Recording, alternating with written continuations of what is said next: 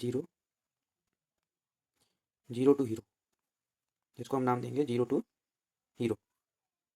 इसमें हम सीखेंगे मैथ के सभी बेसिक्स और एक और नई वीडियो में आज हम अपने चैनल पर शुरुआत करने वाले हैं मैथ का एक और नया टॉपिक। और ये टॉपिक ही नहीं, ये सीरीज भी रहेगा। ये क्या रहेगा? एक सीरीज रहेगा जिसको हम नाम देते हैं जीरो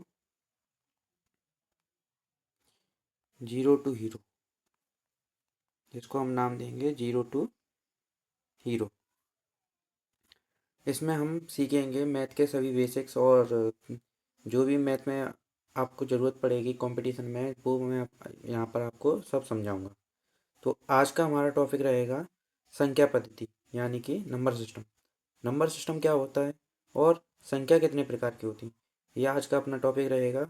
तो चलिए शुरू करते हैं बिना किसी देरी के। और उससे पहले अगर आप मेरे चैनल पर नए हो तो मेरे चैनल को सब्सक्राइब करिए और वीडियो को भी लाइक कर दीजिए। ठीक है, चलो शुरू करते हैं। तो सबसे पहले हम देखते हैं संख्या पद्धति। संख्या पद्धति में सबसे पहले देखेंगे प्राकृत संख्या। एक सेकंड, कलर चेंज कर लेते हैं। तो सबसे पहले हम क्या देखेंगे? प्राकृत संख्या। प्राकृत संख्या क्या होती है? प्राकृत संख्या, मान के चलो कि कोई भी संख्या कहाँ से स्टार्ट हो? वन से। वन से स्टार्ट हो। एक सेकंड।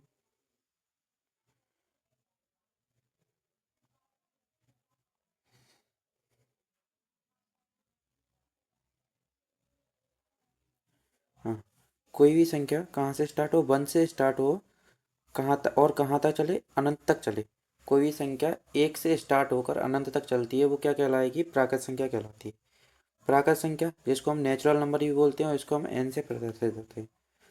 तो हमारी प्राकृत संख्या ये होती है। अब मान लो कि अगर कोई आपको पूछता है कि सबसे छोटी प्राकृत संख्या कौन सी होती है, तो आप बताओगे सबसे छोटी प्राकृत संख्या क्या होती है? वन। सबसे छोटी प्राकृत संख्या कौन सी होती है? वन। और अगर मैं इसमें पूछ लूँ कि सबसे बड़ी प्राकृत संख्या कौन सी होती है, क्या? सबसे बड़ी प्राकृत संख्या। तो सबसे बड़ी प्राकृत संख्या अगर कोई पूछेगा तो सबसे बड़ी प्राकृत संख्या हम इसमें नहीं बता सकते। क्यों नहीं बता सकते? क्योंकि सबसे बड़ी प्राकृत संख्या हम ज्ञात ही नहीं कर सकते, वो ये अनंत होता है। तो हम ज्ञात ही नहीं कर सकते सबसे बड़ी प्राकृत संख्या। उसके बाद आगे चलते हैं।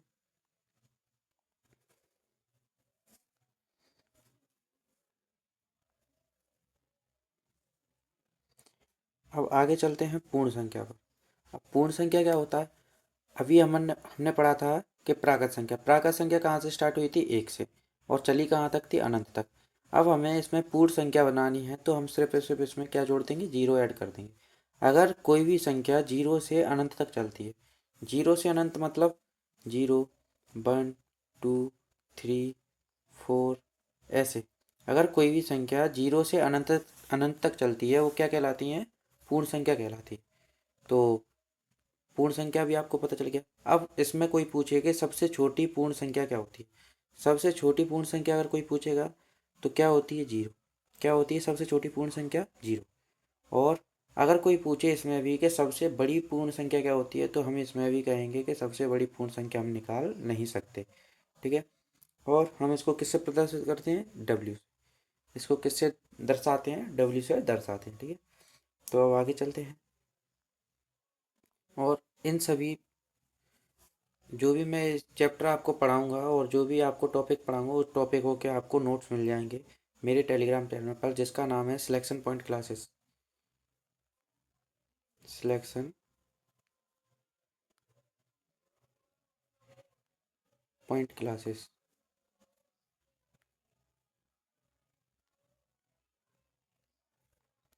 और इसके टेलीग्राम के डिस्क्रिप्शन में मैं टेलीग्राम की लिंक दे दूंगा, वहाँ से भी आप जाकर चेक कर सकते हो। ठीक है। तो आगे चलते हैं। पूर्णांक संख्या। तो पूर्णांक संख्या क्या होता है? अब हमने पूर्ण संख्या पढ़ ली पहले और प्राकृत संख्या पढ़ ली। प्राकृत संख्या पढ़ ली, पूर्ण संख्या पढ़ ली। अब पूर्णांक संख्या पढ़ना। तो पूर्णांक संख्या में क्या होता है कि हमने कोई बेस ले लिया जीरो। अब हम जीरो से कहाँ तक? पॉजिटिव की तरफ भी चले और निगेटिव की तरफ भी चले। यानी कि हम कोई ऐसी संख्या ले लें जिसको हम माइनस अनंत से लेकर प्लस अनंत तक पहुंच सके, वो क्या होती है? पूर्णांक संख्या होती है। इसके बीच में जितनी भी सारी संख्याएं आती हैं वो पूर्णांक संख्या होती है। अब पूर्णांक संख्या आपने देख ली कहाँ से? माइनस अनंत से प्लस अनंत तक। यानी कि जिसमें धनात्मक और ऋणात्मक दोनों संख्याएं आ जाएं, वो कौन सी संख्या होती है? पूर्णांक संख्या होती है। ठीक है, तो अब इसमें अगर कोई पूछ ले आपको, कुछ मेन पॉइंट हैं जैसे कि ये लिखे हैं आपके पास, ये 3 मेन पॉइंट इसमें। सबसे अगर मैं इसमें आपको पूछूं कि सबसे बड़ी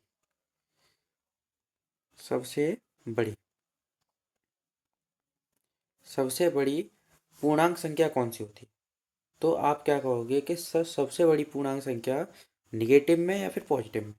अगर बेटा निगे निगेटिव में सबसे बड़ी पूर्णांक संख्या आपको देखना है, सॉरी, अगर निगेटिव में सबसे बड़ी पूर्णांक संख्या आपको देखना है तो क्या होगी? निगेटिव में सबसे बड़ी पूर्णांक संख्या -1। अगर पॉजिटिव में सबसे बड़ी पूर्णांक संख्या देखोगे तो पॉजिटिव में सबसे बड़ी पूर्णांक संख्या नहीं हो सकती। अब अब निगेटिव में सबसे छोटी पूर्णांक संख्या नहीं हो सकती। क्यों नहीं हो सकती? क्योंकि माइनस इन्फिनिटी तक चल रहे हैं। और पॉजिटिव में सबसे छोटी पूर्णांक संख्या क्या होगी? 1। अब मान लो इसमें मैंने कहा कि जीरो, जीरो क्या है? जीरो ना तो धनात्मक है, यानी कि ना तो ये पॉजिटिव है और ना ही निगेटिव। ये ना तो पॉजिटिव और ना ही निगेटिव है जीरो। ठीक है ना? जीरो क्या है? ना पॉजिटिव है और ना ही निगेटिव। ठीक है, आगे चलते हैं।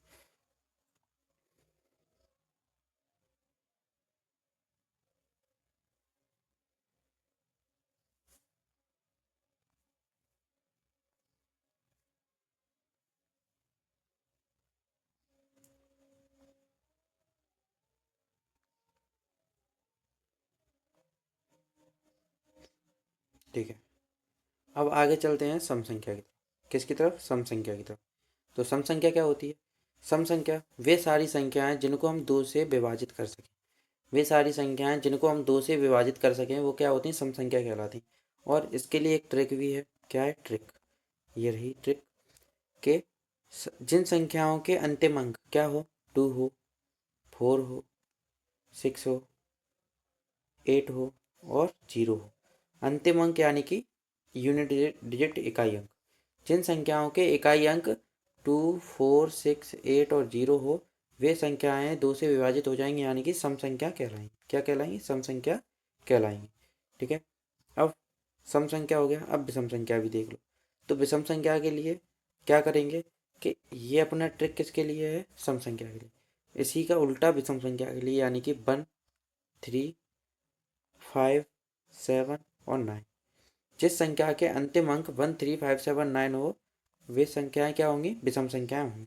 ठीक है, तो आगे चलते हैं। या फिर जिन संख्याओं में दो का भाग ना जा सके वे सारी संख्याएं विषम संख्याएं होती हैं। ठीक है, आगे चलते हैं। भाज्य संख्या। क्या? भाज्य संख्या।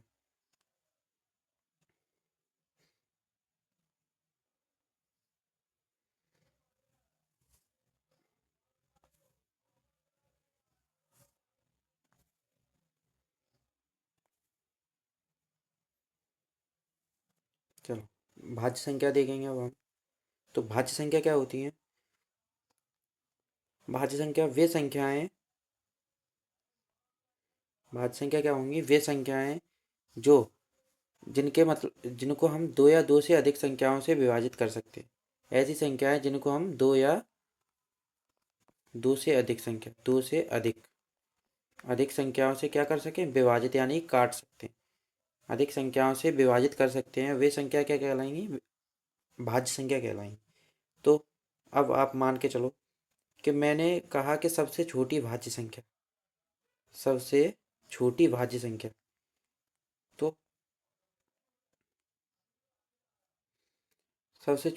संख्या, तो आप में से बहुत से लोग ये सोचेंगे कि सबसे छोटी भाज्य संख्या शायद 2 होगी, बट ऐसा नहीं है कि सबसे छोटी भाज्य संख्या 2 नहीं हो सकती। सबसे छोटी भाज्य संख्या क्या होती है? सबसे छोटी भाज्य संख्या आपकी 4 होगी। क्यों होगी 4? क्योंकि दो से अधिक गुणनखंड, यानी कि दो से अधिक गुणनखंड यानी या फिर दो से अधिक संख्याओं से विभाजित हो जाए। तो दो को हम विभाजित करेंगे तो ये दो से ही और एक से विभाजित होती है, इसके अलावा और किसी से विभाजित ना नहीं होगी। इसलिए ये क्या है? ये भाज्य संख्या नहीं है। ये क्या है ये आगे बताऊंगा मैं। तो आप अब भाज्य संख्या भी समझ गए। तो अब आगे चलते हैं। आगे चले।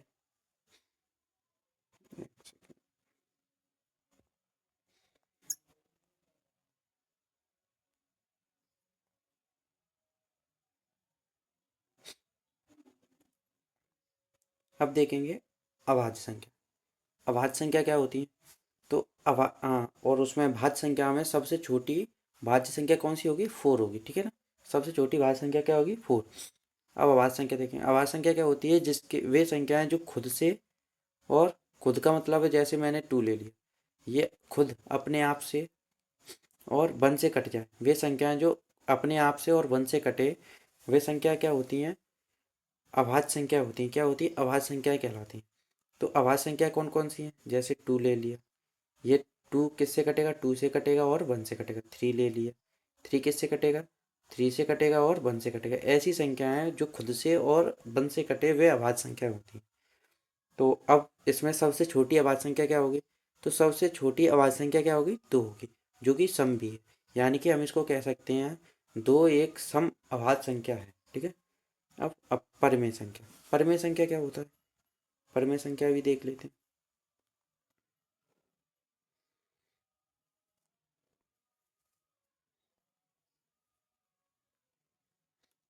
तो अब हम देखेंगे परिमेय संख्या। तो परिमेय संख्या क्या होती हैं? वे संख्याएं जिनको हम किसके रूप में लिख सकते हैं? पी बटे क्यू के रूप में लिख सकते हैं। और क्यू वहां पर क्या नहीं होना चाहिए? क्यू बराबर 0 नहीं होना चाहिए, ठीक है। क्यू नॉट इक्वल टू 0, ठीक है। ऐसे क्यू बराबर 0 ना हो तो वे कौन सी संख्या कहलाती है? परिमेय संख्या कहलाती है। परिमेय संख्या को हम इस तरीके से लिखते हैं, ठीक है। अब अपरिमेय संख्या भी देख लो। अपरिमेय संख्या क्या होती है? जिनको हम पी बटे क्यू के रूप में लिख सकते हैं। क्या कर सकते? नहीं लिख सकते। जिनको हम पी बटे क्यू के रूप में नहीं लिख सकते, इसमें आगे और कुछ करने की जरूरत नहीं है। और वो क्या होती है? ये। और इसमें एक और पाई, पाई को भी हम इसमें ऐड कर लेते हैं। पाई भी हमारी क्या है? अपरिमेय संख्या है, ठीक है। तो अभी कुछ और भी है आपके लिए।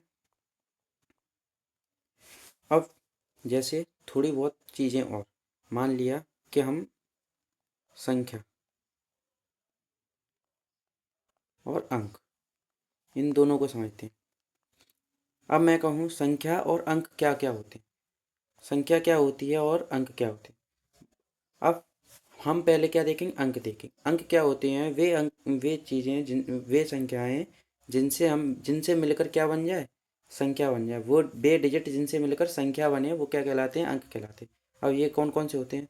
अंक कितने होते हैं और कौन कौन से होते हैं?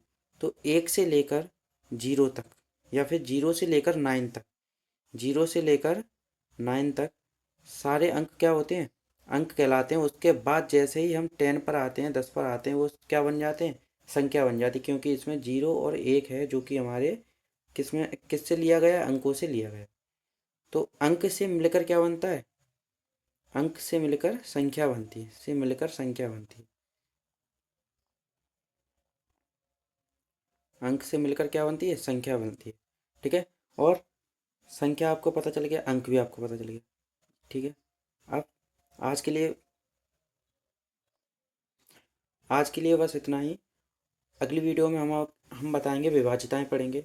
और आपको अगर वीडियो कैसी लगी, मुझे कमेंट में ज़रूर बताना। कोई भी थोड़ी बहुत मिस्टेक हो तो मुझे बताना। और वीडियो को ज़्यादा से ज़्यादा शेयर करना, जिससे आपके दोस्तों को भी ये चीज़ें मालूम हो सके।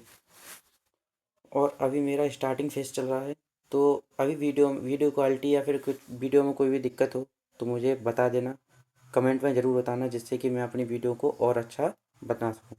धन्यवाद।